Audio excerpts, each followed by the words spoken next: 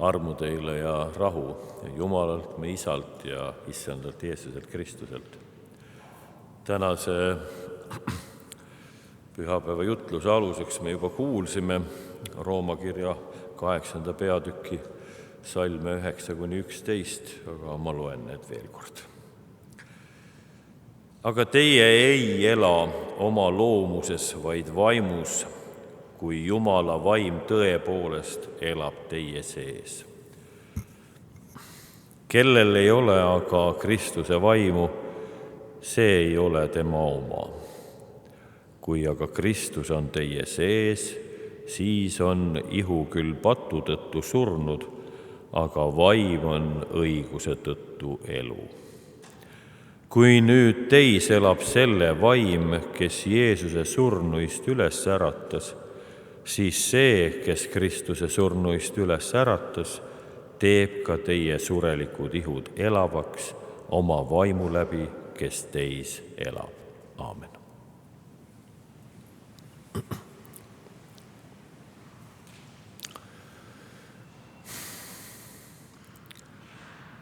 Minu noorim tütar muretseb tuleval nädalal eesleidva kooli spordipäeva pärast. Ta on saanud vanemaks ja nüüd on tema sellele jooksudistantsile pandud 200 meetrit otsa. Kui ennem pidi jooksma 400 meetrit, siis sellel aastal esimest korda 600 meetrit. Ja eile õhtul me tegime siis proovi, kuidas on 600 meetrit joosta. Ta on mures, et ta on kogu aeg olnud 3. ehk siis 2 tüdrukut, kes käivad kergejõustikutrennist, võidavad ta ära, tema tantsutrenniga nii-öelda ei saa nendest jagu, aga sealt edasi need teised võiks ta küll kõik üle joosta. Aga nüüd ta muretseb, kas ta suudab oma positsiooni hoida. No ja siis, kui me seal proovisime, siis tema õde jooksis ka kaasa, kes jooksis, ta on natuke vanem ka muidugi, kerge jalaga seda distantsi, aga ma nägin, kuidas tema mure surus tema jalad krampi, et need ei liikunud nii vabalt ja ei tahtnud see edasiliikumine kuidagi nii hästi välja tulla, kuigi ma tean, et ressurssi on tal piisavalt. Nii meiega vahest on. Meie muremõte tõmbab jalad kangeks ja samm ei tule välja. Täna on kantaate pühapäev. Laulge Issandale uus laul, sest tema on teinud imeasju. Mille üle me siis õigupoolest rõõmust laulda võiksime? Kui me mõtleme seda oma elu, siis mitu korda päevas me tahaksime rõõmust hõisata ja laulda. Või mitu korda nädalas. Või hoopiski kuus. Või kord aastas, näiteks aastavahetuse puhul. Ja siiski on mure, kas järgmine aasta tuleb parem. Ja nii edasi. Need mõtted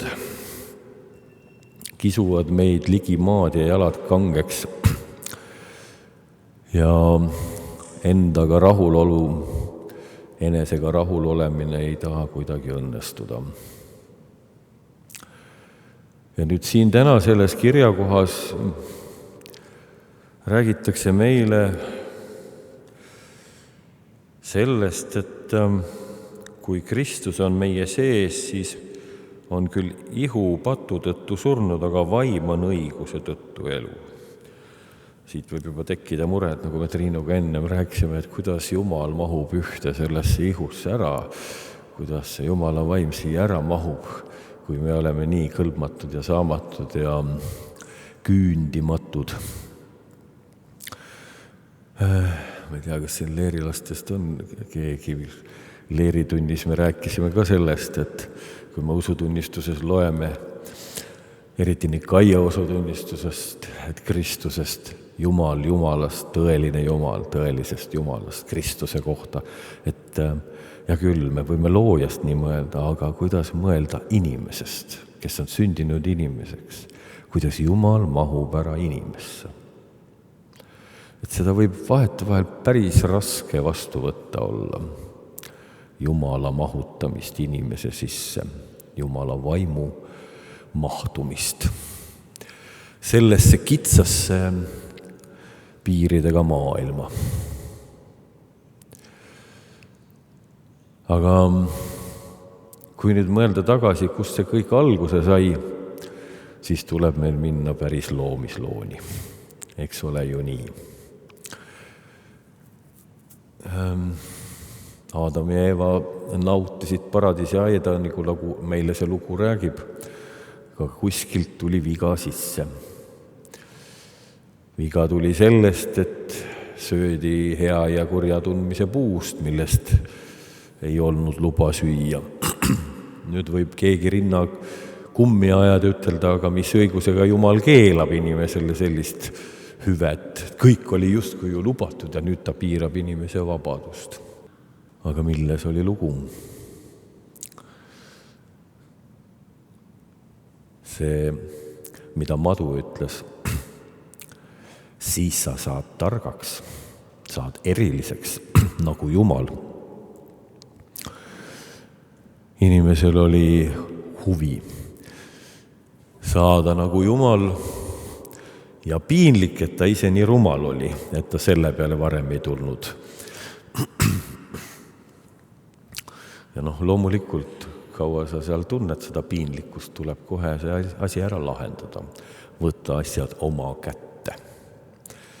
Vastutus enesele ja lahendada see teema. Aga piinlikkus ei vähenenud. Esimene asi, mida Aadam ja Eva kogesid, nad on alasti pärast sõunasöömist. Ehk kogu lugu võttis veel hullemad pöörded. Ja küll, olgu selle Aadama ja Evaga, kuidas on. Aga meie siin, kuigi tahaksime ennast ilmselt neist paremaks pidada, neist esimestest inimestest, sest oleme ju nii palju sajandeid, aastatuhandeid või kuidas iganes põlvkondi õppinud ja targemaks saanud, käinud oma inimliku õppimise protsessi ja arenenud. Kuhu? Täiusele lähemale, täiuslikkuse poole. Kas ei ole see sama areng, see sama lõks, see saatanlik lõks, mille konksu otsa sattusid need esimesed inimesed. Ehk siis tühja me arenenud oleme. Ja kas peamegi? Kas me peamegi arenema? Jaa, meil on vaja koolis käia, õppida ja areneda selles mõttes, et tulla toime selle igapäeva eluga siin, et teada, millised need seosed meid paremini aitavad ellu jääda ja toime tulla igasuguste argiste toimetuste, olme ja muude vajalike oskustega, mida elus hoidmiseks vaja on. Aga küsimus on, millise hoiakuga me seda teeme. Kas esimeste inimeste hoiakuga, tundes piinlikkust enda küündimatuse pärast õunasöömist, natuke enne ka mao ahvatluse peale juba. Olles piinlik, on piinlik olla inimene selline, nagu ma olen. Võtta ennast vastu sellisena, nagu ma olen. Ja selle kõige taga on hirm. Hirm, et mind ei võeta vastu. Mind tõrjutakse välja, ma ei kõlba. See on surmahirm. Hirm selle eest, et mind ekskommunikeeritakse, heidetakse välja karjast ja mida ma siis üksi peale hakkan. Selle hirmuga et ma ei ole piisav, ma pole piisavalt hea ja täiuslik. Kõrvetame ennast ikka ja jälle põhja. Ja mis paraku see hirm, mis justkui peaks meid elus hoidma meie loogika järgi, saab meie surmaks. Me ei jaksa elada ja põgeneme selle elu eest. Sest ma ei ole piisavalt hea ja kõlbulik iseenesele ja siis äkki teistele ka.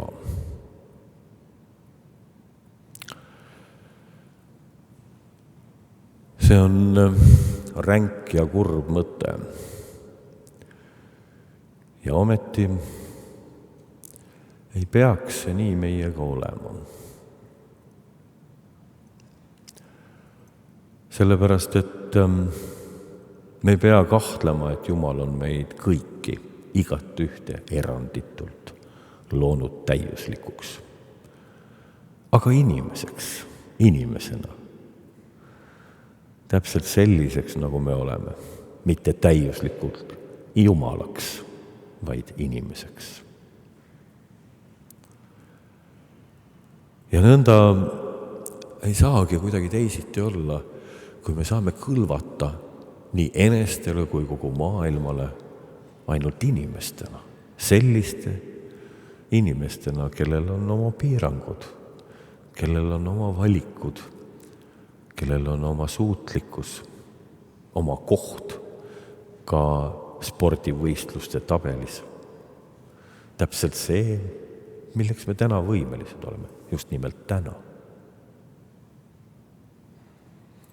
Homme võib-olla on teisiti ja eile oli võib-olla teisiti. Eile jaksasin ma paremini kui täna. Aga see ei ole taandareng. See ei ole progressi vastu ümberpööramine või arengu peatumine.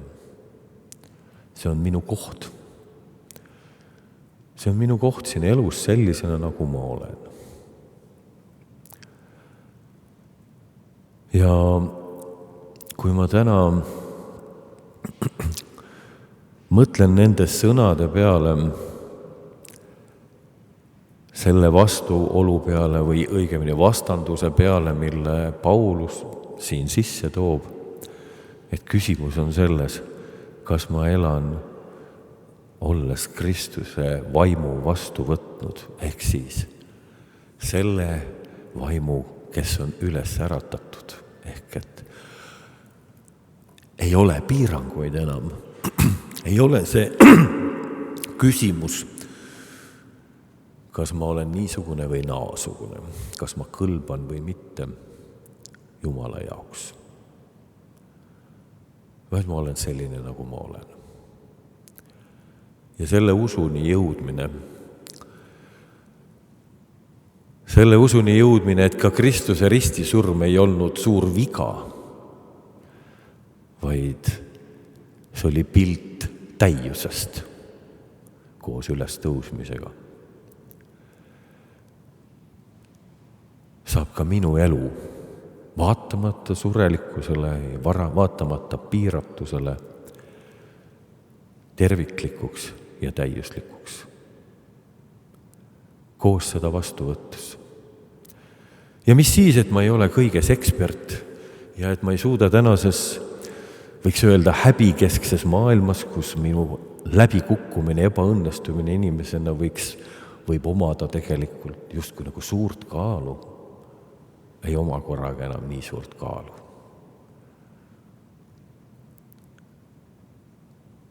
Mõnes mõttes võib öelda, et sekulaarsus on kaaluta olek. Kaaluta olek, kus me hõljume maa ja taeva vahel, puutumata maad ja puutumata taevast. See, kus me kaotame Jumala vaimuga kontakti, mis rahustaks meid maha, ütleks, sa oled täna väga hea. Sa oled täna minu imeline loomand. See on see uus laul, mida me saame laulda. Ja aeg-ajalt on võib-olla kõige selle selle virvarri sees, kus me ennast materdame ja endaga rahule ei saavuta, lihtsalt vaja endale meelde tuletada. Mitte heituda sellest, et ma jälle ei suutnud rahuneda maha. Mitte heituda sellest, et ma ei ole jälle piisavalt hea usklik, kes suudaks usaldada Jumalat, vaid kui mulle meelde tuleb, et ma võiksin Jumalat usaldada. Siis küsida näiteks endalt, et aga miks ma praegu siis nii mures olen? Miks ma nii ärev olen? Kust see pärineb? Ja kui ma leian need seosed, siis tõenäoliselt iseenda elust, kellegi ütlemisest, kellegi arvamistest, kellegi tegemata jätmistest, kogemustest, kus mind ei ole mõistetud või mind on ohustanud miski. Ja nii edasi. Need on kõik selle horisontaalse maailma mured. Aga kui surma ei ole, siis pole ka hirmu surma ees. Aeg-ajalt selle meelde tuletamine tõstab kas või hetkeks meid välja sellest tasapinnalisest maadligi maailmast ja tõstab meie pilgu üles taevasse. Palju pole vaja. Kui täna ma suudan selle hetke leida, homme, ülehomme ja nii edasi, siis ehk jaksan. Siis ehk jaksan ära oodata, kui see päris hetk tuleb tõusta taevasse, sinna, kuhu meil kõigil on lootus pääseda. Selles lootuses me ju siin elamegi. Tänagi te olete selles lootuses siia tulnud. Ütelge sellegi eest endale aitäh, et te olete täna selle tee ette võtnud siia kirikusse, kus mina samasugune nagu teie tuletan meelde endale ja teile vajadust hetkeks peatuda ja olla valmis vastu võtma üles tõusnu vaimu iseendas, sellega avarust luues. Nii et see hetk võiks olla teissugune kui kõik teised, kus ma rahu tasakaalu ei taha leida. Nõnda siis laulame issandale uue laulu. Kas või üks noot või takt päevas. Aamen.